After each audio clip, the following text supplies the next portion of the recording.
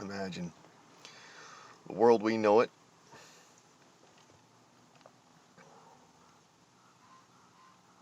and we hate it because of where it's gone.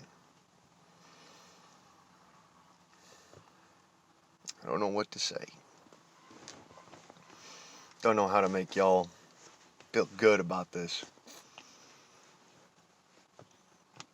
Our country basically went into the shitter and is now following that downward spiral before hitting the S-bend.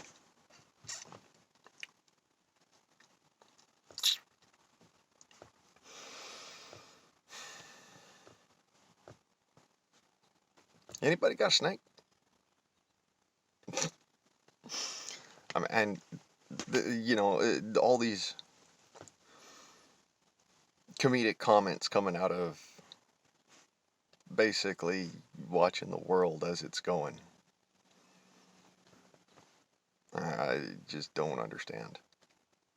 It doesn't make logical, rational sense by any means. It's actually gotten so crazy that in order to calm myself down for this video, I had to smoke some moon rocks. For those of you who don't know, that's moon rocks. It is concentrate and a little bit of hash. Concentrate on top of concentrate. Kind of doesn't make sense to some people, but it's really strong shit. And the fact that I'm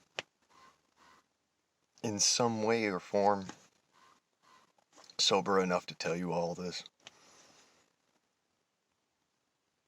should kind of give you a sense of the anxiety and the pain and the mental anguish that I'm going through, as well as the physical.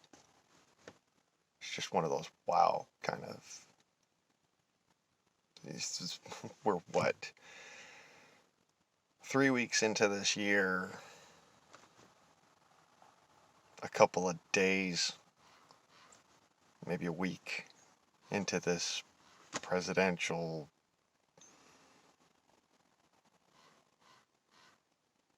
I don't want to call it an administration. I'd call that disorganization. I'd call that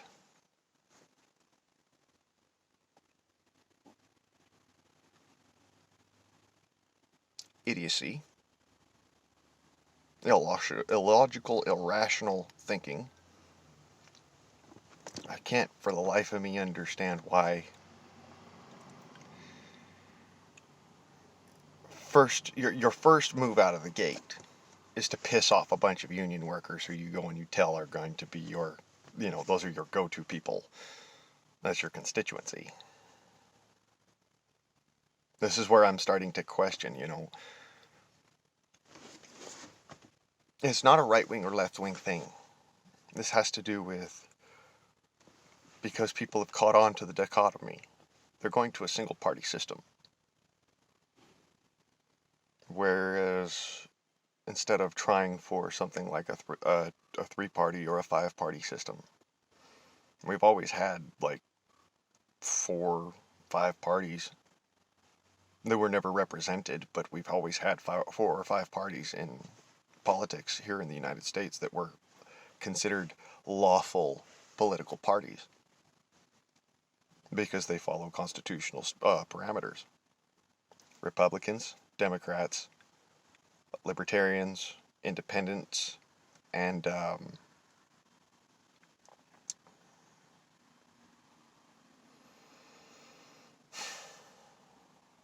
the Progressive Liberal Party. I lump them in together because that's actually what they do and have done for the past couple hundred years. There have been at least 4 to 5 parties for the last couple hundred years in the United States. Now, that's just the United States. That's not saying, English Parliament or any of that. And I want to make it clear, I do not consider America to even remotely be part of England. Okay? We are our own country. I think my English brethren will agree. Americans are our own country. Don't try and rule over an American. Don't try and say, oh, well, you have to do this because they're going to look at you like, nah, son. You take that have to and you go shove it. A will you please works just fine. And, some of us are going to have to start being mean. It's a reality and I don't like it. I personally don't like to be a mean person. I'm a very kind-hearted folk. I was raised to be good, raised to be righteous, raised to be, oh, I'm sorry you fell off your skateboard. Here, let me help you. Did you break your arm? Did you skin your knee? What's going on? Did you hit your head? What's going on? Oh, you made an oops on the wall. Well, here, let me help you. Let me explain to you how you can make that an easier proposition. Let me help you fix that. Because I don't want to be the guy to say, oh, ha ha ha ha, yeah, you fuckhead, and not do anything about it. Yeah, I'll laugh at you, but then I'll come over and I'll help you. Because that's what you do. You don't be like a douchebag and just go, ha ha, and walk past. Like, what's his fuckers off of Simpsons? See, that's my point. Moral society means that you kind of have to have some form of compassion. And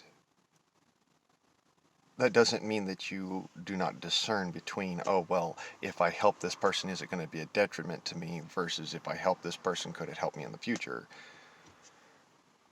And the situation of, well, if I stop doing something, will it make this better? Because that never works. I'm just going to make that clear. Just because you stop doesn't mean that everyone else does. So you can never affect that small percentage that you would think you're affecting by doing you yourself and then trying to convince others. That doesn't work. Because there's always going to be some group of folks that say, yeah, fuck you. And if you don't know what I'm rambling on about, this is about that fucking the Green New Deal bullshit that everybody's been spewing. You guys don't get it. You don't get it. It would be great militarily speaking because it would separate us from our need for oil. Unfortunately, electricity and many of the other derivatives do not have the same energy transference that combustion does. Now, you want to say, oh, well, electricity's got better overall performance. Yeah, okay, great.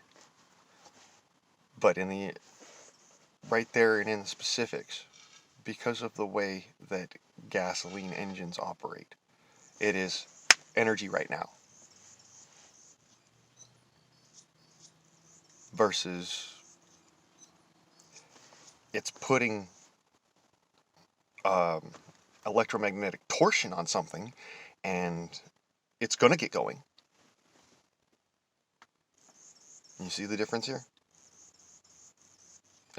Yes, electric engines, they work great for the most part.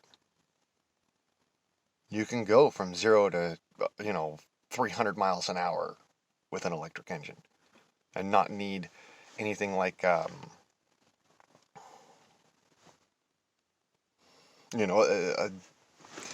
engine manipulation, torque manipulation like you do with gasoline engines. But that's just because gasoline engines have so much power, so much energy transfer right now, on instance of demand than electric engines do.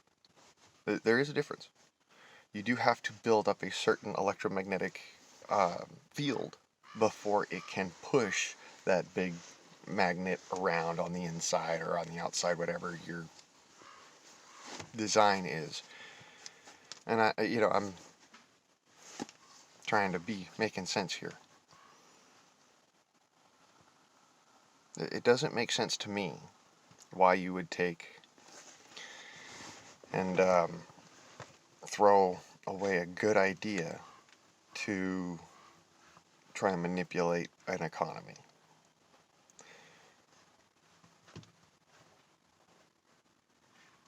But if we took all of these different technologies and used them in the appropriate places, then it makes difference. Then it makes sense. You're never going to stop the oil being needed because combustion engines exist and they work really well. But that does not mean that you can't do other things to maybe enhance that ability. Now, I say, from a military perspective, electrical engines are very useful. And that is for several reasons. But from a civilian standpoint, just like from a military standpoint, it's actually more appropriate to have combustion engines which don't rely upon a massive source of electricity. They only need a small amount of electricity to run. It hardens those machines against certain attacks, certain possibly destructive attacks, even from nature. Even natural disasters can have a big effect on electrical engines, whereas gas combustion engines, not so much. Yes, they still need electrical and electronics and whatnot in the vehicle, so, knowing how to preserve that or fix that is important. But how many of you have ever worked on your Teslas?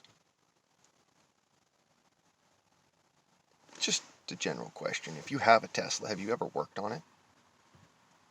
You personally gotten underneath the hood and done any work? No? Because it's still under warranty, right? That means you don't know a fucking thing about your car. You just know how it drives and which way it goes. And how fast it can go. That's it. You know which buttons work the windshield wipers. And which buttons roll down the windows. But you don't know how that machine works. You don't know where the energy is going to or coming from. Because you haven't taken it apart. You could speculate and say, well, I've seen other people. But that doesn't mean that you've worked on your machine. You see how the difference here? Now, Elon, he'll tell you, oh, well, you can't do that because once you do that, it's no longer under warranty. And that's a business model. Okay? There's a reason why he can say that and go, oh, well, you did this and this and this and this and this and this and this and this, and I can tell because of this, this, this, and this, and this, and this. And that's where he fucks up. Because every time you make a mark on a vehicle, and all mechanics know this, every time you make a mark that is supposed to line up this way or do this or that, you can go right back to that mark. You can redo that paint. You can,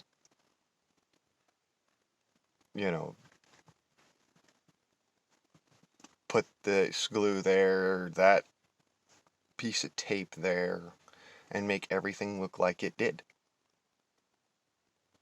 And that's the important part, is you make everything look like it did, because that's how the machine is designed to work. But if you work on it with the inadequate materials, or if Elon decides to corner the market on something and make that his marker paint or something, well, there you go. That's how he would be able to control that in its entirety, and I believe he's done that at least once, which is considered monopolization and is unlawful in the United States. So I would hope that Elon's got enough smarts to know that one.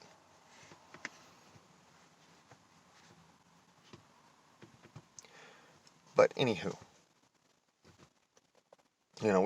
we work, all of us, we all work together. We try to make things work together, and that's what makes the United States great, is that we can all find a way to get around our problems,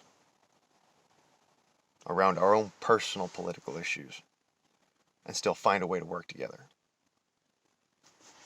as a unit. And what do I mean as a unit? I don't mean as a team. A team, most of them are doing because, they're doing their best because they know that's what they need to do, and then the other ones are just showing off. But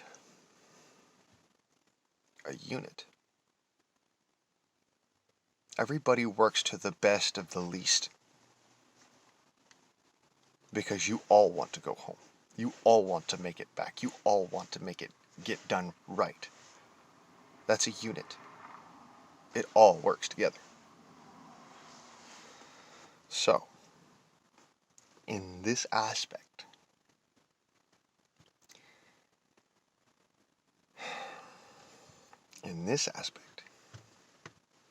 we have to think, are we united? Are we a unit? Or do we have some serious problems that we need to weed out that are right at the top? And also going down through, but right at the top. And when I say weed out some problems, I mean these people are just evil. They bother me. They bother my sense of morality. Their actions alone. And if it bothers my sense of morality,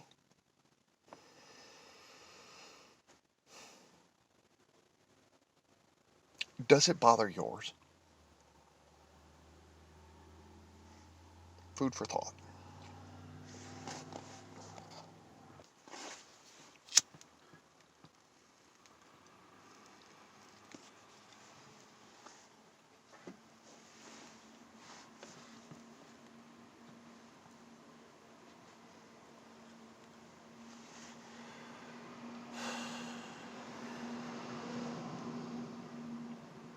You smoke on peace pipe?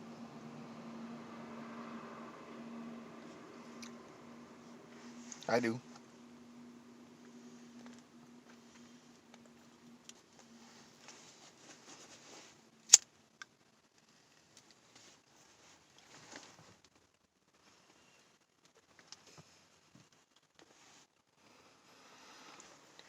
So, there's something we need to think about as people.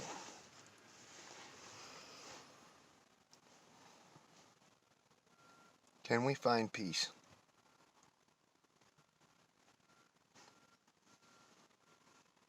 I'll say this. I'm an awful standoffish person. Most of the time.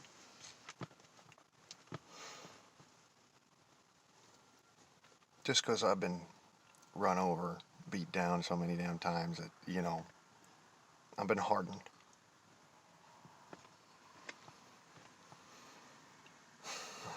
And now y'all are starting to go through what I've been through that hardened me. You're going to start to see it again. And you're going to find out, hey, wait a minute. This guy's right. I don't want to be in this shit no more. This is scary. Maybe we should get together and make a community here, and we all pile into this community, this small little freaking property or whatever, and then at the limits of that community, at the edge of that community, the world goes on. But inside of that community, we adhere to our morals, our rules that made us to be the United States in the first place.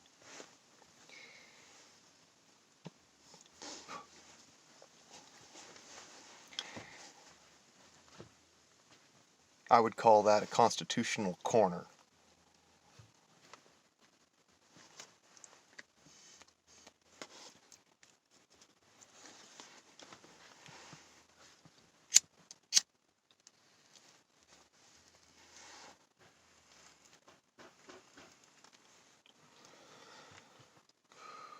So we would have to find these constitutional corners, these small places where your rights are more important than the law. And if the law chooses to come onto that property, they must also adhere.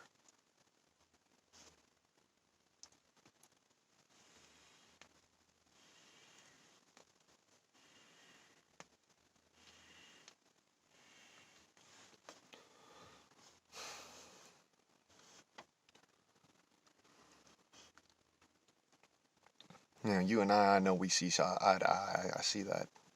I've known that for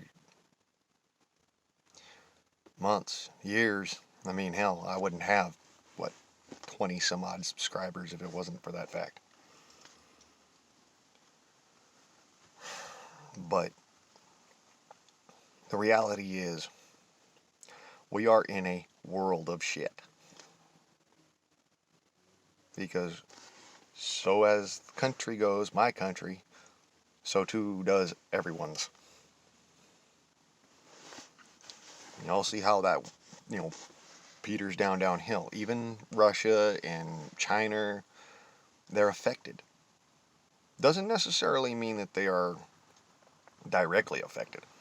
It means that they are affected by some form or manner. So, one must question,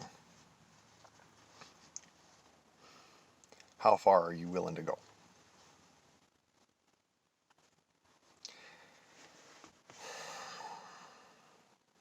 I done put my dick on a chopping block more than once.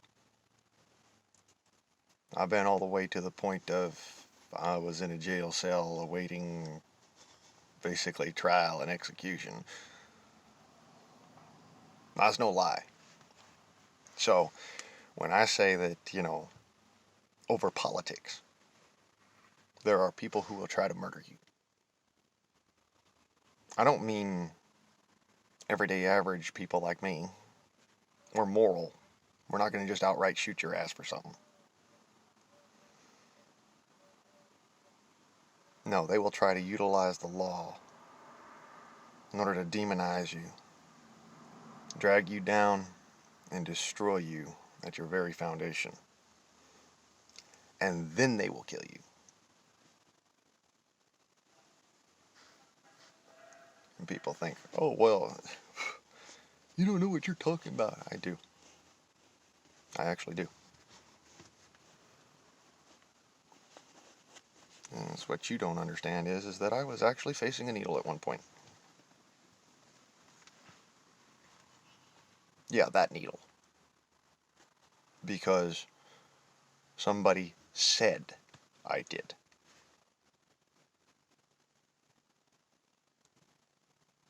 And y'all wonder why I'm working so goddamn hard for self-defense. 150 yards around me is my perimeter. If you step within that, and you are intending me harm, you will be fired upon. That's how it works. I don't intend any man harm, but I fucking will defend. And that 150-yard perimeter allows me that ability to know if a threat is coming.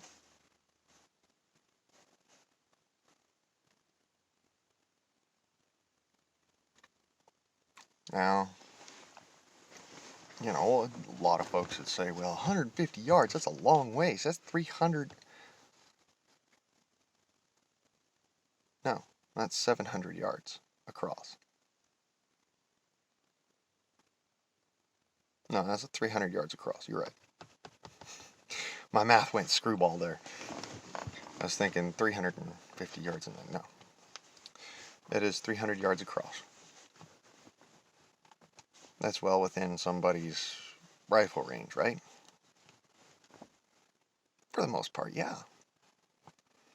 But here's the difference. Outside of that 150 yards,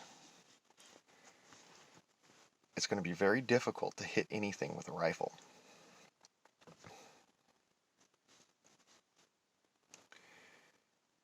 Of course, doesn't mean it can't happen. Just means it's going to be really difficult. You're going to have to know what you're doing. And the mere fact that, you know, I can hit something out at 900 yards just because I do know what I'm doing and I happen to have a rifle that can reach that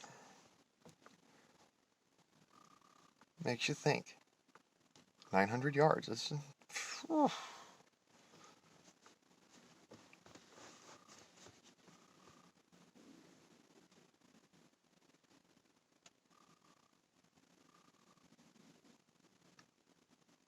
close to 2,000 feet.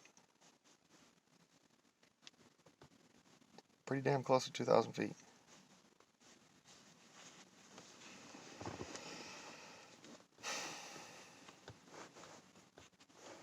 We're actually pretty damn close to 3,000 feet. Anyways, yeah,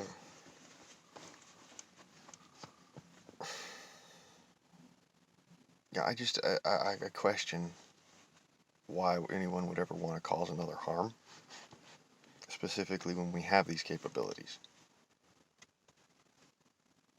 I don't intend another man harm. I intend to defend. And I hate that folks think that I'm always about trying to cause harm to others. Nah. I don't want to hurt you. Motherfucker, if you're looking to hurt me, or if you're looking to take from me, or if you're looking to harm me in any way, if you're looking to degrade my life,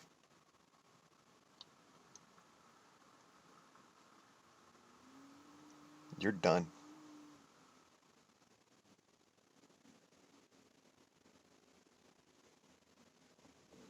I got nothing but love for other people.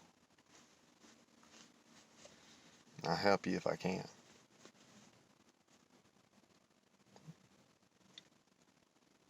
But I can only think of one thing when I see somebody trying to attempt authoritarianism.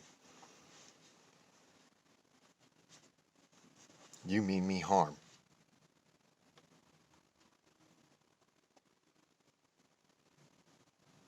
I don't want to be that man, but you know what? I've always been the guy. You back me into a corner, I'm going to come out swinging. Hard. I'm going to scare you. And I beg people, don't back me into that fucking corner. I beg people, do not start with me. I do not like to be the quiet person. I want to be the loud motherfucker. Because when I start being quiet, everybody get back.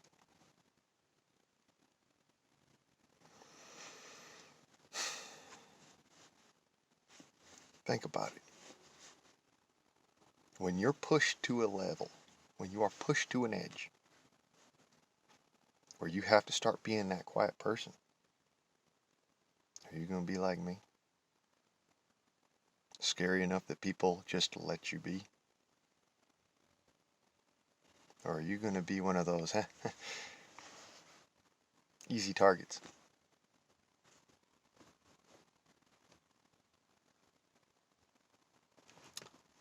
Think about it, y'all. I'll be back with you later. Godspeed, all.